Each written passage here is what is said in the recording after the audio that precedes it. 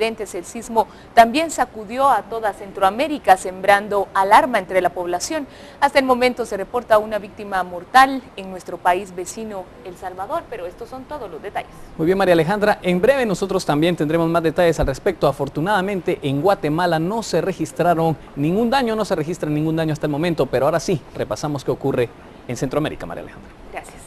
Un indigente muerto, más de una decena de viviendas afectadas, pequeños derrumbes y afectaciones en la red telefónica son algunos daños por el sismo de 7.4 grados Richter que sacudió anoche a El Salvador y que también fue sensible en otros países centroamericanos. Bueno, mira, realmente que yo estaba dormida, pero figúrate que logré sentir algo y despertarme, y lo primero que hice fue ponerme en manos de Dios y decirle: guardanos, protegenos. Y busqué mis tenis y busqué algo seguro con qué salir. Varias familias han venido aquí a pasar la noche porque los edificios presentan vulnerabilidad en cuanto que son altos y hay, digamos, fisuras en ellos por los sismos anteriores. El director de Protección Civil de El Salvador confirmó la muerte de un indigente tras caerle un poste de energía eléctrica al momento del movimiento en Milagro de la Paz, San Miguel, a unos 125 kilómetros de la capital. En el primer balance agregó que no hay reporte de daños graves por el movimiento que se registró a las 21:50 horas, hora local, con epicentro en la costa oriental de Usulután, a unos 100 kilómetros de la capital y profundidad de 70.5 kilómetros. Además, 12 viviendas fueron afectadas en el cantón La Joya, en el municipio de Alegría, departamento de Usulután. Se reportaron caídas de árboles en Antiguo Cuscatlán, cerca de esta capital, y desprendimientos de tierra en otros sectores de Usulután. El director afirmó que la alerta de tsunami se había mantenido en la zona costera, aunque explicó que no se reportan anormalidades en el mar y los pescadores que laboraban regresaron a tierra firme. La ministra de Medio Ambiente y Recursos Naturales confirmó que ha habido 5 réplicas, la mayor de 3.9 grados, mientras el país sigue bajo la lluvia debido a la baja presión que afecta a Centroamérica. Protección Civil cambió la alerta verde por la María ante las fuertes lluvias que se esperan durante esta semana. Violentas protestas con lanzamiento de cócteles Molotov contra edificios gubernamentales, algunos de los cuales sufrieron daños e incendios, se vivieron en el estado del sur de México por la desaparición de 43 alumnos de magisterio hace 2 semanas. La jornada de protestas en Chilpancingo fue protagonizada por estudiantes y maestros que pedían la presentación con vida de los 43 alumnos de magisterio desaparecidos hace 2 semanas en otro municipio de Guerrero llamado Iguala. Las desapariciones se produjeron luego que varios ataques de la policía local dejaran 6 muertos y 17 heridos. Maestros del sindicato Coordinador Estatal de Trabajadores de la Educación intentaron entrar por la fuerza a las instalaciones del Congreso local, donde fueron repelidos por las autoridades antimotines y después se trasladaron al Palacio de Gobierno, informó el vocero del gobierno estatal. Las protestas se trasladaron después al Palacio de Gobierno, donde cientos de estudiantes de la Escuela Normal Rural de Ayotzinapa, de donde son los alumnos desaparecidos, bloquearon la sede del Ejecutivo. Las instalaciones estuvieron bloqueadas durante más de 6 horas. En las inmediaciones, los manifestantes prendieron fuego a un vehículo para impedir el paso de las fuerzas de seguridad y cuando ya caía la noche, se trasladaron al ayuntamiento de Chilpancingo, donde volvieron a tirar cócteles incendiarios.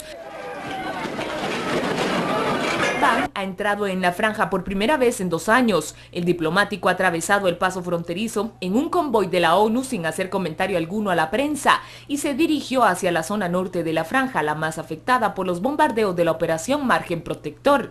Una vez allí, ha visitado algunas áreas arrasadas antes de dirigirse a la sede del Gobierno de Reconciliación Nacional Palestino, donde transmitió a sus miembros la solidaridad y el apoyo de la comunidad internacional. Según Ban, la destrucción es mayor que la de la campaña anterior en 2008 y 2009 llamada Pilar Defensivo.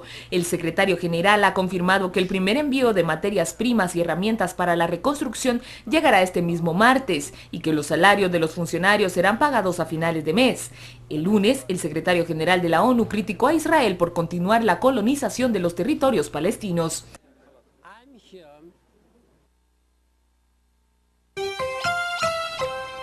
Los eventos en Ucrania han puesto en relieve la plena crisis del derecho internacional, afirmó el presidente ruso Vladimir Putin en su discurso ante el Consejo Presidencial para los Derechos Humanos. Putin acentuó que muchas organizaciones defensoras de los derechos humanos hacen la vista gorda de manera hipócrita a las violaciones que se producen en el vecino país. Además, señaló que las palizas y humillaciones que se propinan a los disidentes apuntan a un tipo de democracia impuesta en ese territorio. Putin agradeció a los miembros del organismo por su actividad durante el conflicto en el este de Ucrania, incluidos los viajes a la zona de hostilidades, la detención de violaciones y la ayuda a los refugiados.